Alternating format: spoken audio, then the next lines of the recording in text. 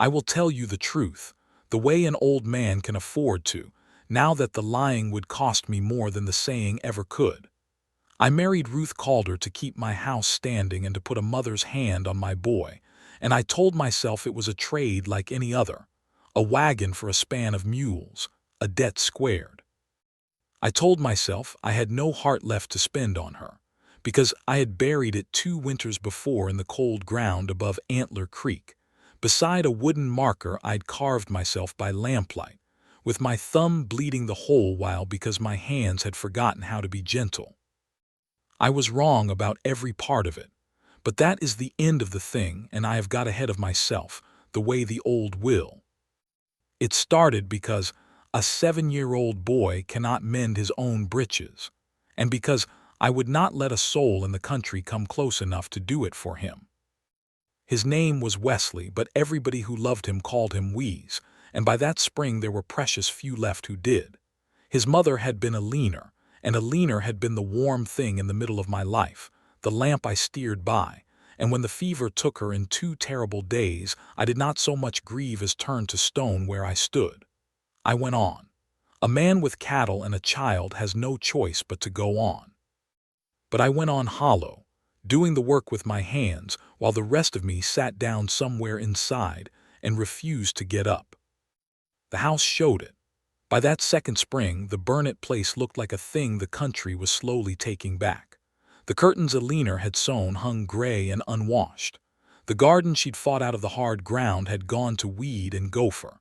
I fed the boy what a man feeds himself when he has stopped caring whether he lives fried meat and cold biscuit, beans burnt black on the bottom of the pot.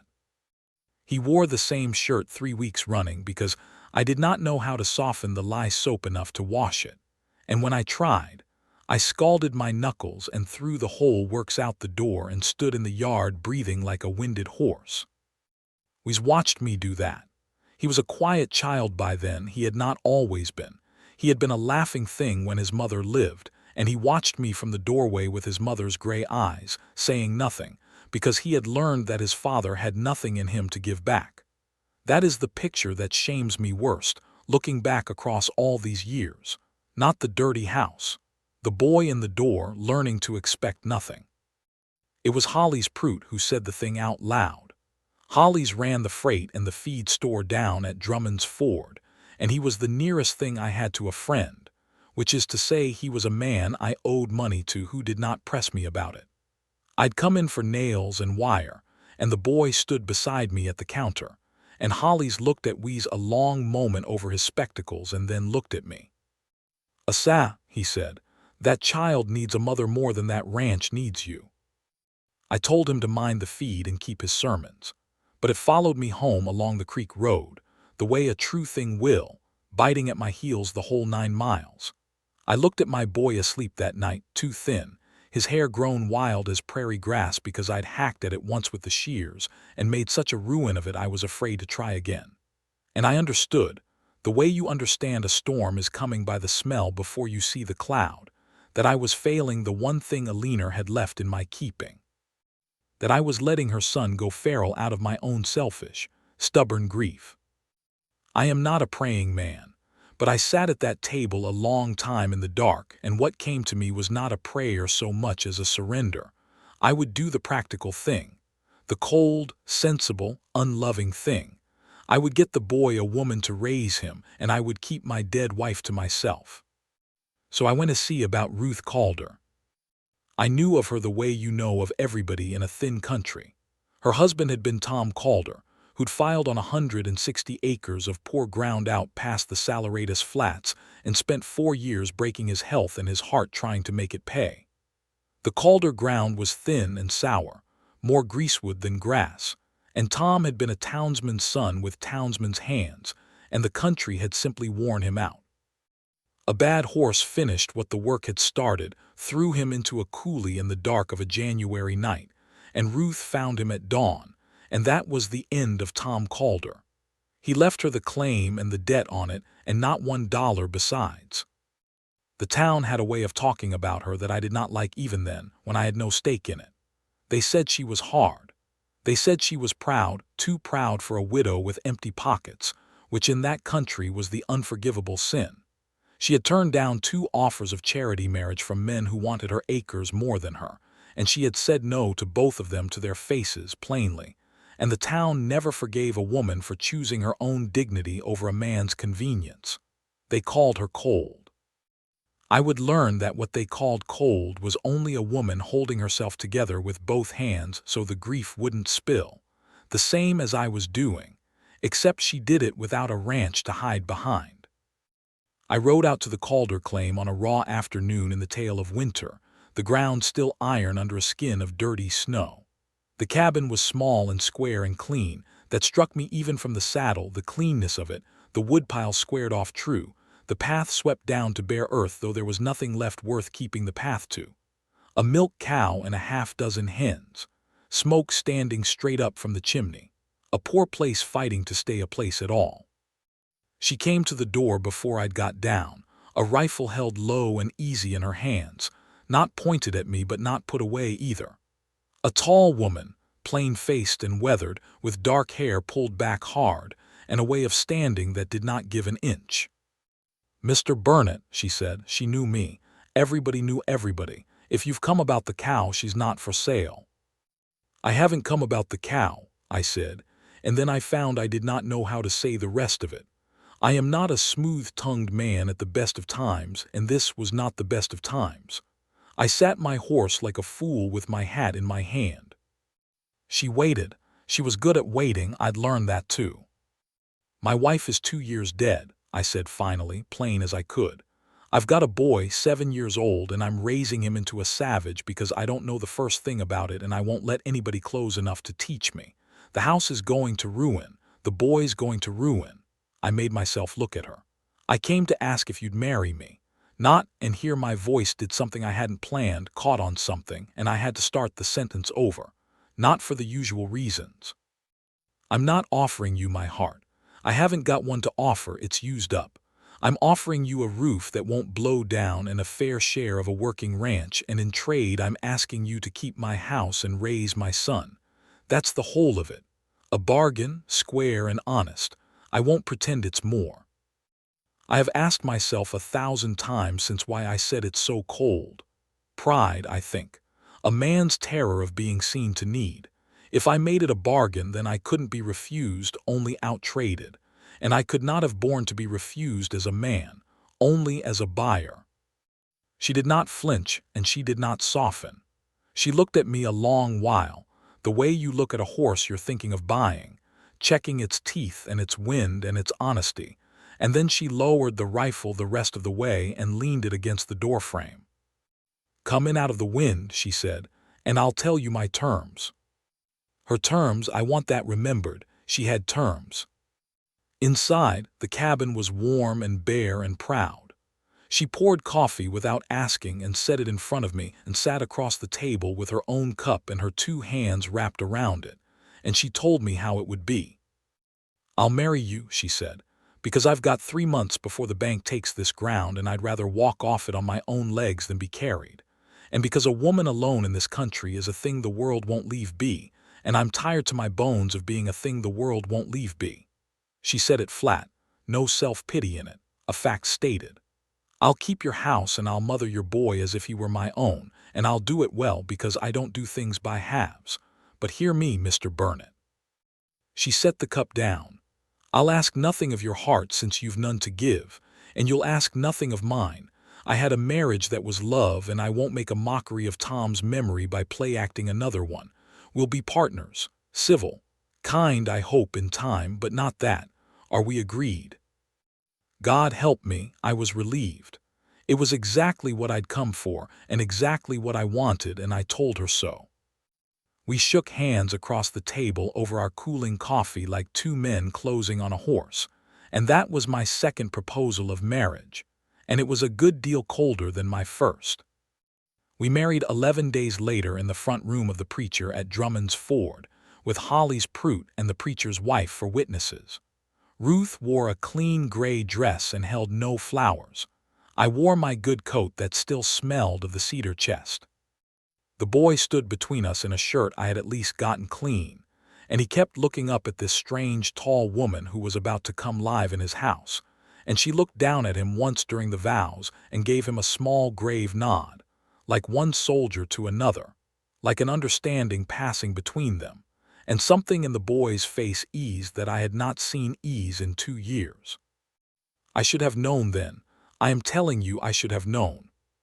She came home with us that same afternoon, her whole life loaded in the back of my wagon, a trunk, a rocking chair, a crate of books, the milk cow led behind on a rope, the hens in a slatted box complaining. We did not speak much on the 9-mile ride. The boy sat between us. Halfway home he fell asleep against her arm, and she went still as stone so as not to wake him, and held that way, cramped and uncomfortable, the whole long jolting miles, and did not once shift him off. I watched the road and pretended not to see it, but I saw it. That was the bargain I made. Now I'll tell you how the bargain broke me open like the spring breaks the ground. She did not weep over the state of my house, and she did not scold, which a lesser woman would have done and which I half expected. She walked through it that first evening with a lamp, room by room, silent, taking the measure of the ruin. And the next morning before light she was up and the war began. I call it a war because that is how it felt to watch Ruth Calder against 2 years of a stone man's neglect, and she gave no quarter. The gray curtains came down and went into a kettle of boiling water and lye and came out white, and I had not known they were meant to be white. The garden plot she attacked with a spade while the ground was still half frozen, turning the weeds under, breaking the clods with the back of the tool and her own boot heel. And when I told her gruffly that nothing would grow in ground that poor, she straightened up with her hands at the small of her back and said, "Things grow where they're tended, Mr. Burnett. That's near the whole of the secret," and went back to digging.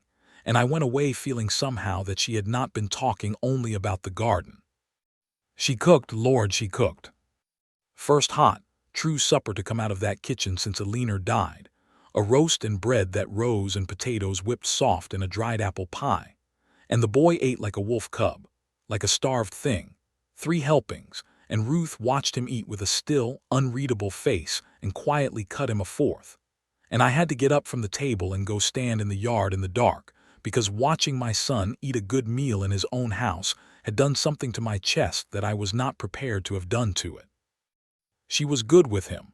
That was the thing I had bargained for and the thing that undid me because I had imagined a hired competence, a clean shirt and a full belly, and what she gave him instead was attention. She listened to him.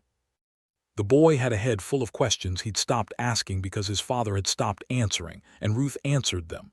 Why the meadowlark sang the same 6 notes, how far it was to the moon, whether his mother could see him from heaven, and that last one she answered with a care that stopped my breath in the next room. She did not tell him a comfortable lie. She said, "I think love is the kind of thing that doesn't have a distance, Wheeze. I think it gets to wherever it's going." And the boy chewed on that and seemed satisfied. And I stood with my back against the wall in the dark hall and put my fist against my mouth. She cut his hair.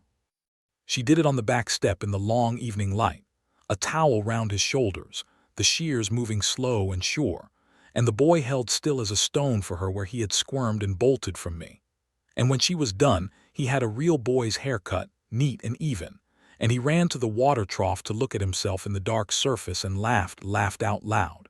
The first I'd heard that sound in 2 years, and the laugh went into me like a knife, like a blessing. I could not have told you which. And toward me she was exactly as she'd promised, civil, kind, and walled off entire. She called me Mr. Burnett for a month before I made her stop.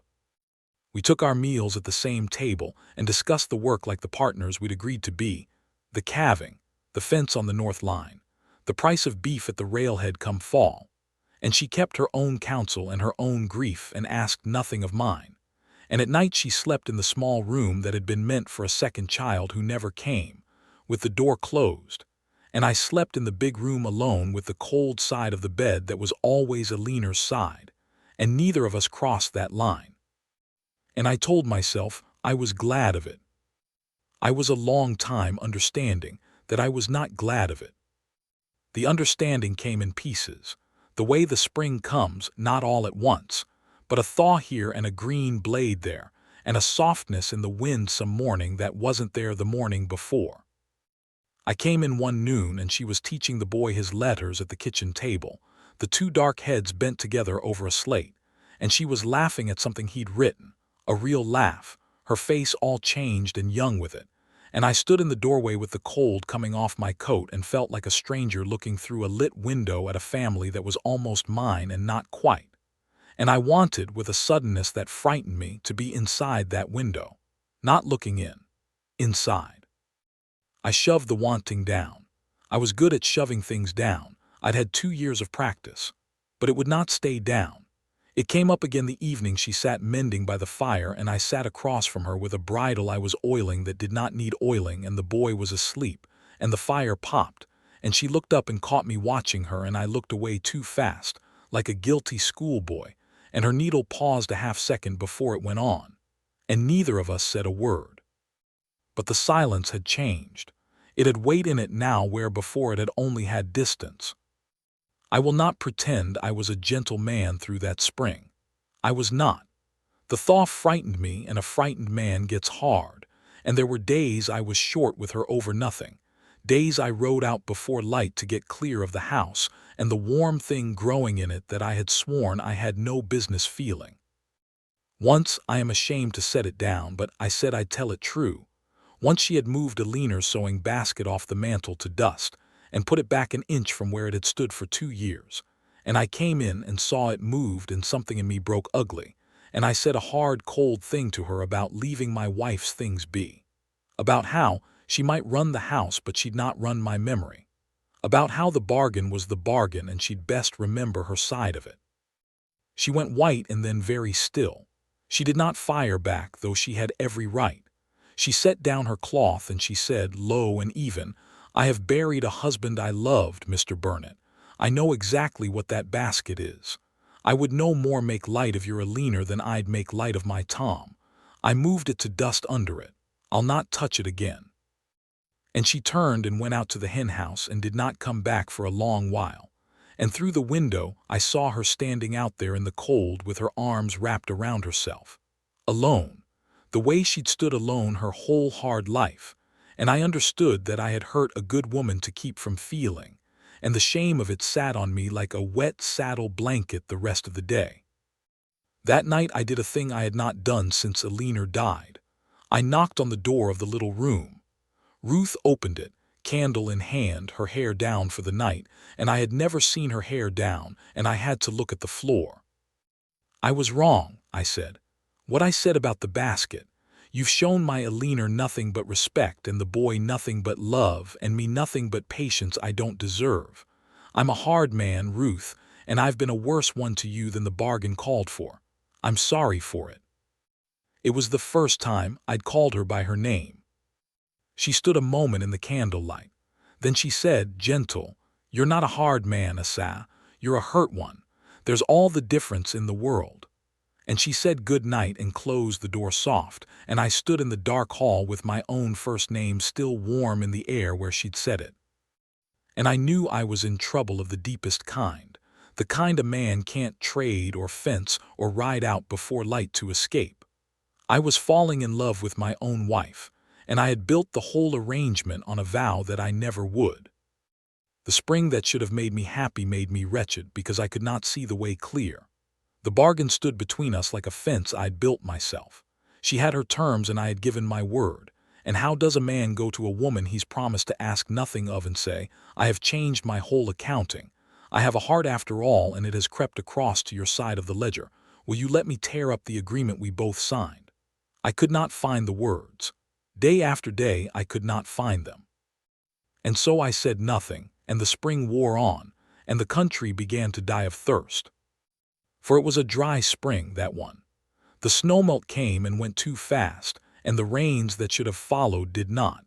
And by the back end of April, the new grass that had come up green and hopeful began to cure brown on the stalk, standing dry as tinder across 1,000 acres of the Saleratus Flats. The creeks dropped. The wind came up hard out of the southwest and blew day on day without rest. A hot, dry, mean wind that took the moisture out of everything it touched, out of the grass and the ground, and a man's very skin and temper. Old hands at Drummond's Ford stood in the street and looked at the sky and the brown rolling grass and said the word low to each other like a thing you don't want to call by saying it out loud. Fire. It's a fire spring, they said. God help whatever's downwind when it comes. It came on the 9th of May. I will remember that date until they put me in the ground. I'd ridden up the north line that morning to mend the fence the winter had thrown down, and Ruth and the boy were home, and the wind was up worse than ever, screaming out of the southwest, bending the brown grass flat and bowling tumbleweed across the flats faster than a horse could run. I was driving a staple when I smelled it.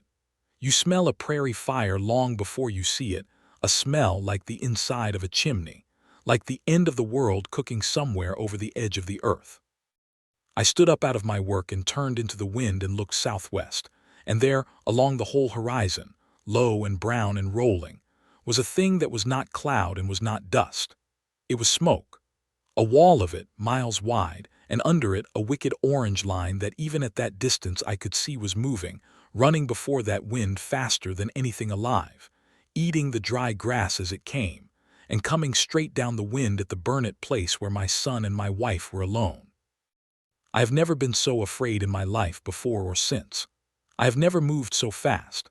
I left the wire and the fence tool lying in the grass where they fell, and I got on that horse and I put him down the slope toward home at a dead run, flat out, the wind and the smoke at my back. And I prayed the only prayer I had in me, which was just the two of their names, over and over, Ruth, wheeze, hammered out in time with the horse's stride. The fire was faster than me. I knew it before I'd gone a mile. It was eating the distance between itself and the ranch quicker than I could close my own, and I was downwind of it and it was gaining. And there is a particular terror in racing a thing you already know you are going to lose the race to. But Ruth had seen it too.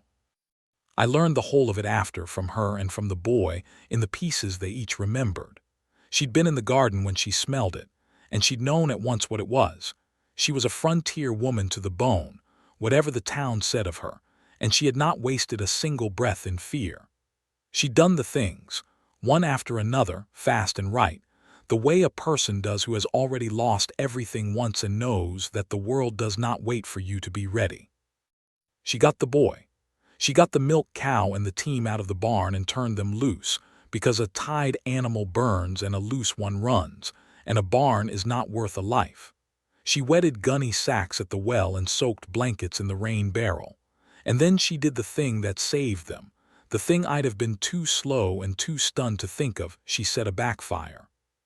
She took a brand from the stove and she lit the dry grass on the downwind side of the house, the lee side, and let that little fire burn away from the buildings, out toward the great oncoming wall, so that when the monster arrived it would find a band of already burnt black ground with nothing left to eat. A burned circle, a black harbor in the middle of all that fire. She fired it close around the house and the well and beat the edges with the wet sacks to keep it from turning back, and she worked like 3 men, and she did it with a 7-year-old boy beside her doing what she told him, fast and calm, because she'd told him calm, because she'd looked him in the eye and said, "We're going to be all right, Wheeze, but I need you to be brave and do exactly as I say." And the boy had been brave because she had given him a reason to be. When I came over the last rise, the world was already burning. The smoke had swallowed the sun and turned the noon to a hellish brown dusk, and the air was full of ash and flying sparks and the awful freight train roar of it, and I could not see the house at all through the murk, and my heart died in me. I put the horse down into that smoke half blind, and the horse fought me, screaming, every animal sense telling it to run the other way, and I beat it on and on toward where the house had to be, choking, my eyes streaming, calling their names into a roar that swallowed my voice whole. And then out of the brown murk I saw the black ground, the burned circle, and in the middle of it the house still standing, the building still standing, untouched in their little black harbor while the great fire roared past on either side close enough to blister the paint. And on the bare burned ground in front of the house 2 figures, beating with wet sacks at a tongue of flame that had jumped the line and was trying to come in. A tall woman with her skirts singed and her dark hair come loose and wild around a face black with soot. And beside her, small and fierce, beating with a sack near as big as he was my son. I came off the horse before it had fully stopped, and I ran to them and took up a sack, and we three beat that flame down together, and beat down the next, and the next, until the worst of the monster had roared on past us to the northeast, and the immediate danger was beaten, and the three of us stood in the smoking black ruin of the world, scorched and filthy and alive, all three gasping in the bad air, and I looked at my wife across the boy's head, and she looked at me. And her face was streaked black, and her eyes were the only clean, bright thing in it. And I did the thing I should have done a month before and a year before that. I reached across and I took her into my arms, the boy and all, the three of us in one hard fierce knot in the middle of the burned ground, and I held them so tight the boy squeaked. And I put my face down into Ruth's smoke and soot hair, and I said, into her ear so the boy wouldn't hear, in a voice that didn't sound like mine at all because it was a voice I hadn't used in 2 years. I lied to you. About my heart. I told you it was used up and I lied. It's not used up.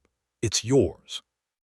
It's been yours for weeks and I was too much a coward to tear up our damned bargain. Tear it up, Ruth. I'm asking you for the thing I swore I wouldn't. I'm asking for all of it. She had gone very still in my arms, the way she went still when she was holding herself together with both hands. And then I felt her shudder once, hard all the way through, the way the ground shudders when the frost finally lets go of it in the spring, and her arms came up around me and the boy and held on, and against my neck I felt her say, muffled and fierce, "It was torn up weeks ago, you stubborn man. I've been waiting on you to notice." We stood there a long time in the burned and smoking dark, holding on, while the fire ran away to the north and the wind that had nearly killed us began at last to drop.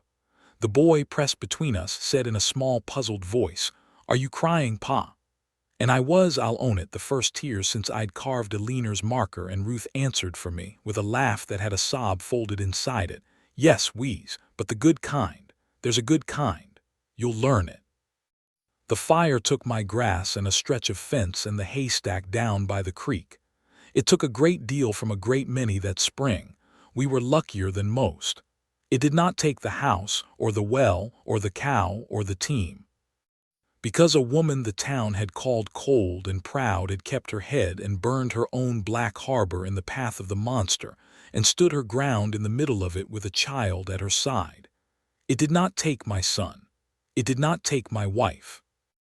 And it gave me back the thing I'd buried 2 winters before, the thing I'd sworn was gone for good, handed it back to me there on the scorched ground, smoke blackened and battered and beating again, hard in my chest. We rebuilt the fence and the haystack that summer, and the grass came back green out of the black ground the way it always does, the way Ruth had told the boy the first week she came. Things grow where they're tended. That's near the whole of the secret. And I understood at last that she had never been talking only about the garden. We were married a second time that fall, in our own front room, not because the first one didn't hold, but because we wanted to say the vows over again now that we both meant the whole of them and not just the bargain. The preacher came out from Drummond's Ford and Holly's Proot stood up with me again and grinned the whole while like he'd planned the entire thing, and maybe in his way he had. We's carried the ring. Ruth wore the gray dress, but this time she held flowers, the first of the season out of that stubborn, tended garden. And when I lifted her hand to put the ring on it, her fingers were no longer the cold, careful, walled-off fingers of the woman who'd told me her terms across a table. They held on to mine like they meant to keep me. We had near 40 years. Ruth and we had 2 more children after we's, a girl and another boy, and we raised the 3 of them on Antler Creek, and they raised their own thereafter.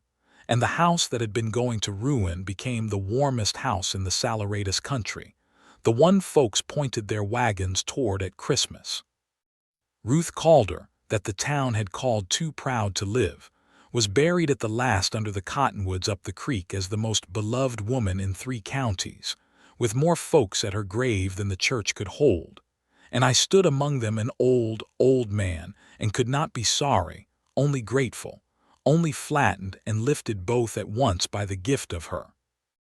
We grew up tall and good and gentle was Ruth's doing, every inch of it. He stood beside me at her grave, a grown man with gray in his own hair by then, and he put his hand on my shoulder the way I'd never quite known how to put mine on his when he was small, and we did not say much, because we are not a family that says much. But riding home after, the two of us, along the same creek road I'd ridden the day I went to ask a strange, hard widow to keep my house, he said the thing that I have carried with me ever since, the thing that is the truest accounting of the whole of it.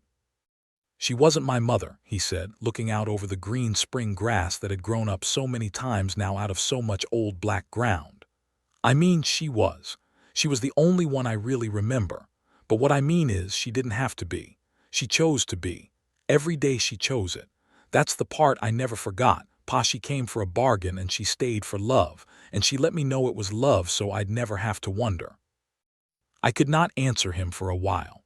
When I could, all I had was the plainest thing, but it was the whole truth, and I had learned by then that the plainest thing said true is worth more than all the smooth words a smoother man could find. I went to buy a housekeeper, I told my son, and God, in His mercy that I'd done nothing to earn, sent me a wife, the best I ever knew, the best I'll ever know. I am an old man now and most of my work is done. The grass is green again outside the window, the way it comes green every spring out of whatever the last year burned. I think of her in it. I think she's not at any distance from me. Love is the kind of thing that doesn't have a distance, she told the boy once. I think it gets to wherever it's going. I told her once it had got to me too late, all that lost cold time I wasted being afraid, and she shook her head and said, no, Asa, it got to you exactly when you were ready to hold it, and not a day before, and that was just like her, to make even my own foolishness into a kind of grace. I married Ruth Calder to keep my house standing. I'll tell you what she did instead. She didn't keep my house. She built me a home out of grit and patience and a backfire set into the teeth of the wind, out of 1,000 small choosings, day after day, year after year, of love over the easy cold. She built it out of nothing the way the spring builds the whole green world out of the burned-over ground, asking nobody's leave, expecting nothing, and giving everything anyway. And the boy was right. That was always the part. She came for a bargain. She stayed for love. And she made good and sure we knew it so that neither of us to the end of our days would ever have to wonder.